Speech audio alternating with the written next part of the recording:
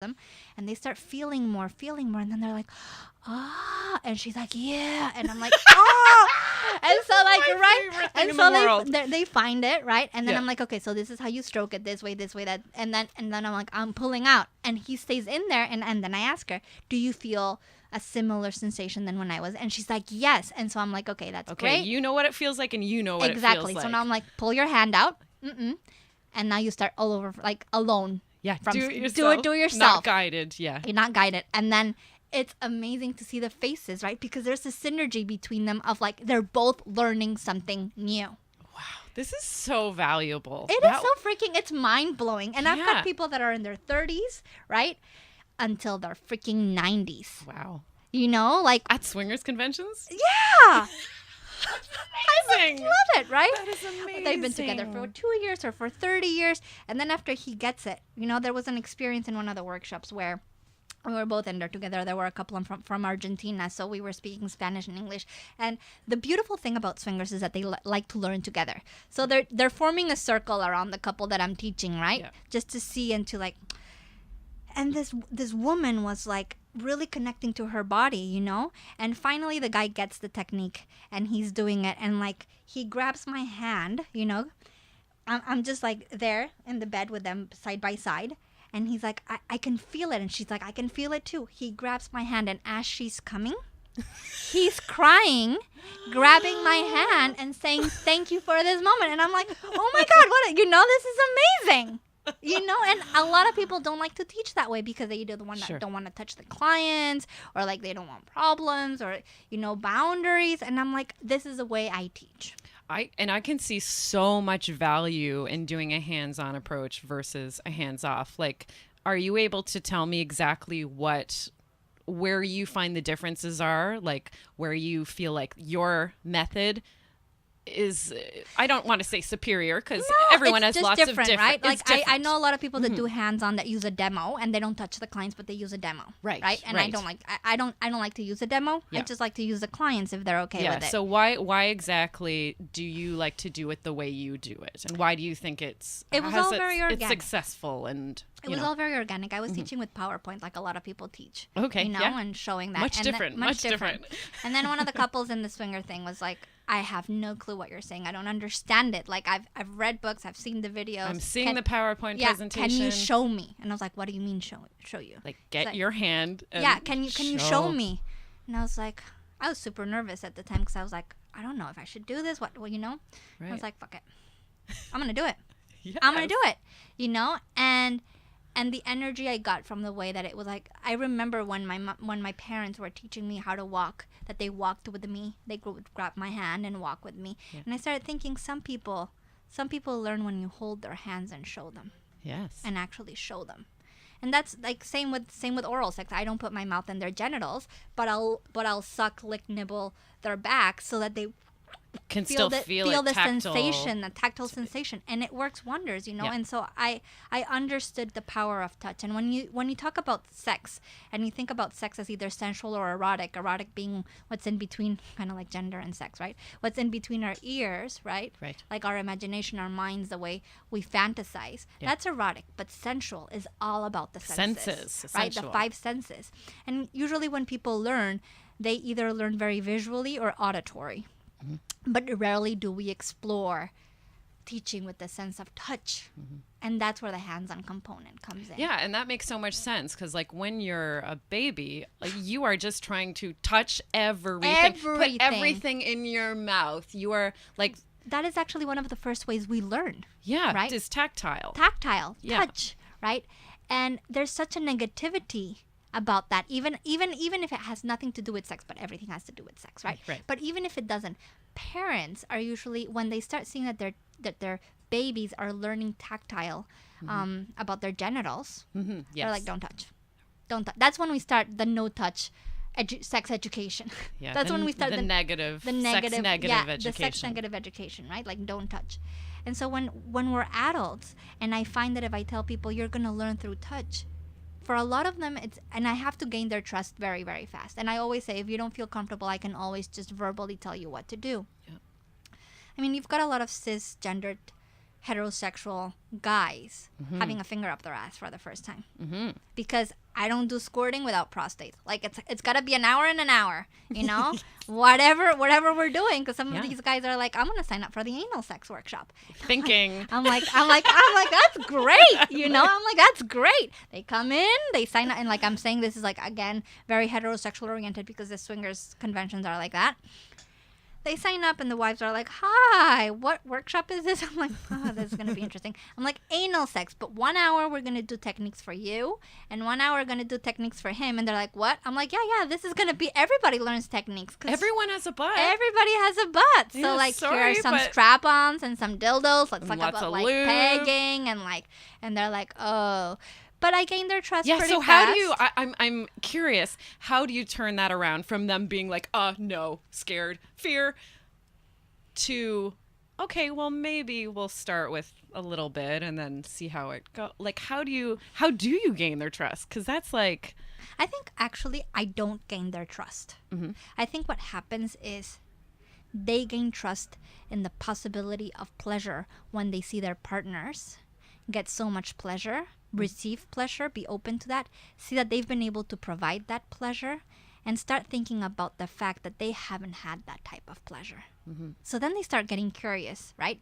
And then their spouses or partners start getting curious too, and they're like, is it possible for me to give him that amount of pleasure as well in his prostate? And I'm like, yeah, it is. Oh, yeah. And so then they start getting curious about it. And they ask, can you teach me? Mm-hmm. I'm like, yeah. It only takes one guy to be like, yeah, I'll do it, you know? And then the whole room's on board? And then the whole room is like, you know, ass up in the air. Then you have like 9 other guys with their asses up in the air being like, oh my God, I'm nervous, but it's all going to be fine. And like, we coach each other. We're like, the guy who just had his finger. They're all holding hands. Yeah, you know, the guy that had his finger up the ass is like, it was really good, you know? And the wife is like raving about it, about how she had her finger up his ass and it was all pleasurable. And then everybody wants it, you know? Everybody's like, I want to feel that, even if it's for the first, even if I'm never going to feel it again. Yeah. And then people speak to each other. Yeah. And I've been going to these events for like 5 or 6 years so you already. got some word of mouth happening. Word of mouth Yeah, happening. yeah. And then sometimes they're like, you're Den, you're the person that is, and I'm like, I'm Den. And they're like, I want to be in your workshop. I want to feel that. Because people have told me that I can feel in your workshops. Wow. And so that's Oh, what a better review. You couldn't have a better review than that. you know, it's a lot of fun. And I know my clients very intimately. The hands-on workship clients very intimately. No kidding. Yeah. You have to. I have to. Yeah. And it teaches me a lot about myself too. Like every time I meet somebody different, it teaches me a lot about myself, my own taboos. I'm always constantly working. Like I said, I grew up in a very sex negative, conservative environment where I've had to do my own journey of self-exploration, my own coming outs in many different ways. I'm a pervert, I'm a slut, I'm a kinkster, I'm poly, I'm queer, I'm trans. Like there are so many things that I've had to explore myself, you know. And when you see a reflection of yourself on the people that you're supporting, they make you think.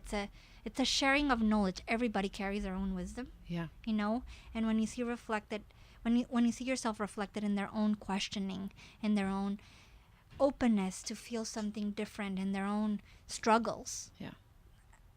The wisdom that they carry, sometimes without knowing, sometimes by just saying,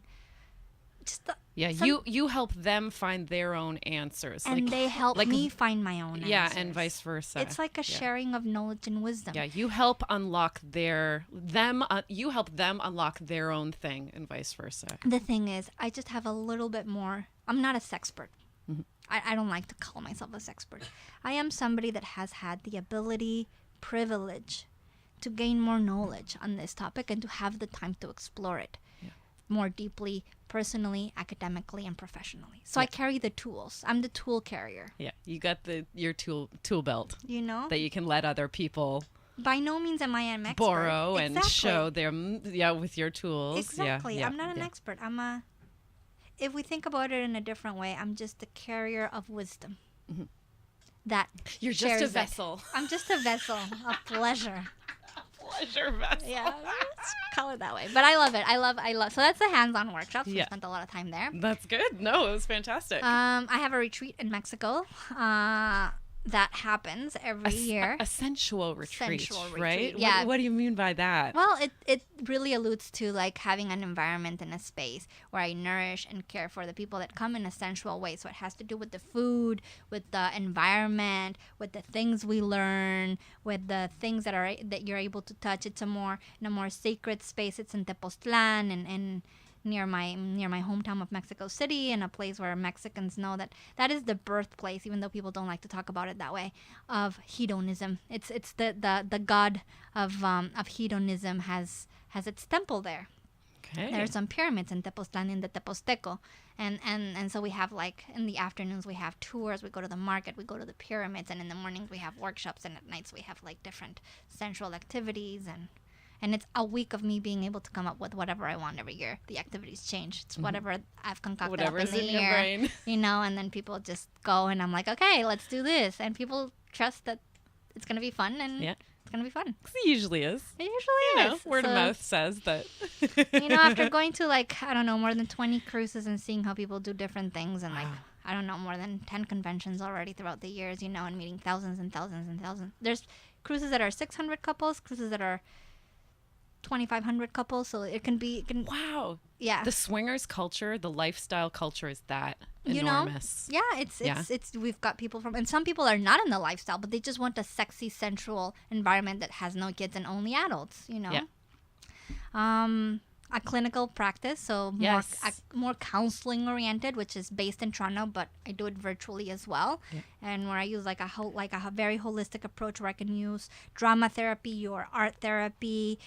I meet the client where they are in order to be able to counsel them.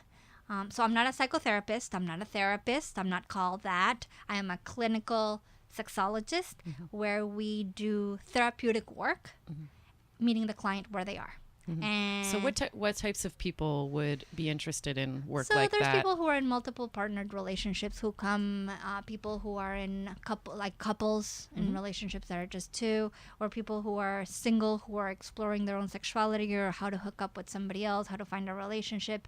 Body image things come up, performance anxiety, so like not being able to sustain an erection or losing the erection, or how to open up a relationship, or learning new things together. Trauma is Trauma, sexual abuse, sexual trauma, sexual assault, a lot of shame, guilt, taboo, being like, I don't feel pleasure, I can connect to my pleasure, and I need to get over the shame and the taboo, and how do I do that? I have a lot of people who grew up conservative like I did and religious. I'm Jewish, and I'm very proud of being Jewish, and I practice my Judaism, so I understand people who come from a religious background who want to connect in a more open way to themselves. And I don't preach. I don't preach to them, and I try to find where they are in their own religious background to see how they can, because a lot of people who are sex positive have a problem with religion.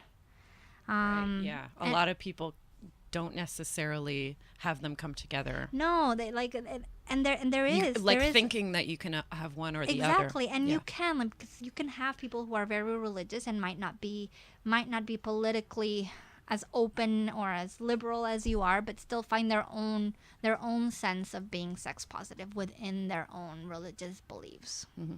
And so when they see me, I don't look very normative at all. They're like, okay, so this is Den, and like I had a lovely Sikh gentleman, like Sikh, from the Sikh religion, come and visit my clinical practice yesterday, and I know that at the beginning he looked at me and he was like, I'm not sure, because I look queer.